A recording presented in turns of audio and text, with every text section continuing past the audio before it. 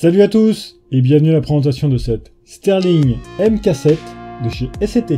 Pour commencer, un grand merci à mon partenaire Colombisport pour son soutien dans la réalisation de cette vidéo. La Sterling MK7 est une déclinaison de la mitraillette britannique Sterling créée en 1944. La variante MK7 était destinée aux opérateurs des opérations commando, donc elle propose un format ultra compact, plus adapté à des opérations clandestines. Au cinéma, vous avez pu l'apercevoir dans le film Robocop lors d'une scène de braquage. Cette Sterling MK7 est livrée dans une boîte noire très sobre. On découvre sur le dessus un visuel du modèle inclus. Sur le côté, on retrouve une poignée de transport.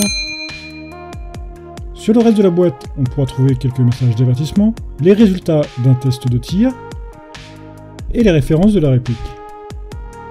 En ouvrant la boîte, on découvre en premier le manuel de la réplique. Il est très simple dans son format et il est écrit en français.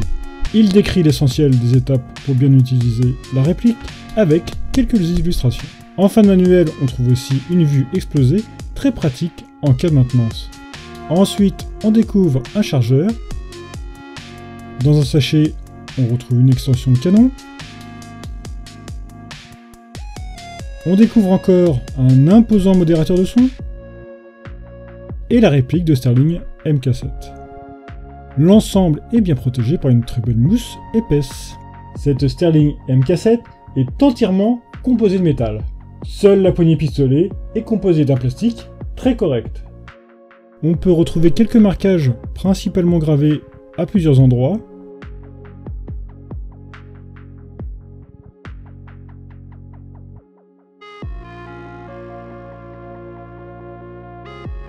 Les parties plastiques laissent apparaître une légère ligne de moulage. Un anneau pour attacher une sangle est disponible à l'arrière. Sur le dessus, on retrouve un rail de type RIS démontable.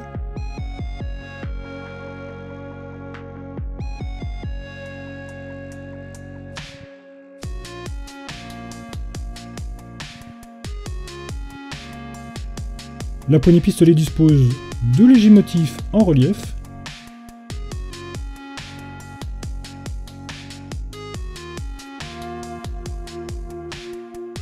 Le sélecteur de tir est correctement marqué, mais non ambidextre. La molette de réglage du hop-up est toujours accessible via un orifice sur le dessous.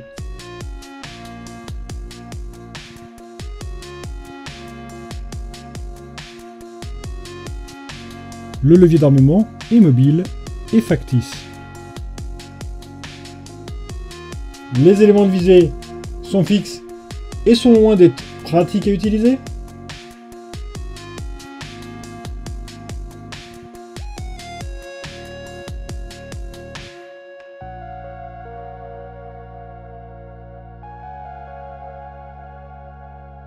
L'élément arrière est réglable sur 2 positions.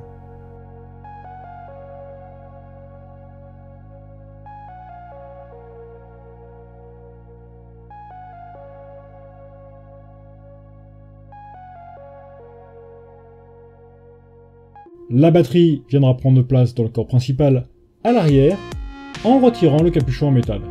Il faut appuyer sur un bouton de déblocage sur le dessous et effectuer une rotation du capuchon après l'avoir poussé pour le retirer. On accède alors à la connectique de type mini Tamiya. La place pour la batterie est assez réduite. Le compartiment est assez large, mais aucune de mes batteries LiPo 7,4 V n'a réussi à correctement prendre place à l'intérieur, quel que soit son format. Concernant la sortie et l'entrée du chargeur, aucun souci à noter. Le bouton d'éjection se trouve sur le dessus du puits.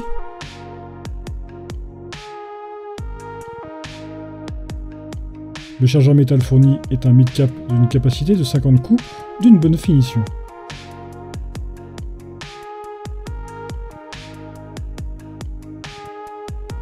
Le canon externe est équipé à son extrémité d'un capuchon qui peut être retiré.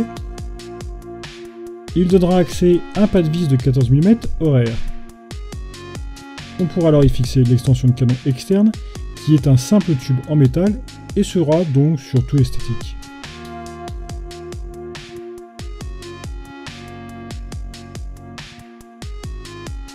aucun pas de vis à son extrémité. Le modérateur de son fourni est aussi en métal et très imposant.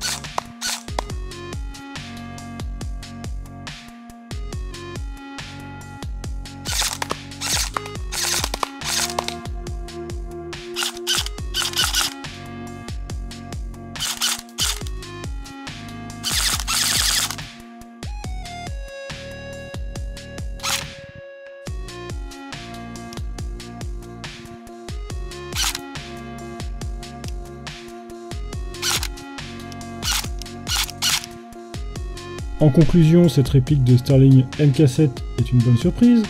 La finition est plutôt bonne et les accessoires fournis sont nombreux pour proposer plusieurs configurations. L'expérience de tir est aussi très agréable, avec de bonnes performances et de bonnes sensations. Seule la visée est très compliquée de série et l'ajout d'une optique de visée me paraît essentiel. Mais il reste que ce modèle est très original et très jouable, il sera très apprécié des joueurs recherchant un modèle original et compact. Merci à vous d'avoir regardé cette vidéo. Si vous possédez vous aussi cette réplique ou si vous voulez échanger sur cette dernière, n'hésitez pas à utiliser les commentaires. Pensez aussi à vous abonner à mes différents médias sociaux pour ne rater aucune nouvelle vidéo. Suivez mon actualité et apportez votre soutien. Et je vous dis à très bientôt dans une prochaine vidéo.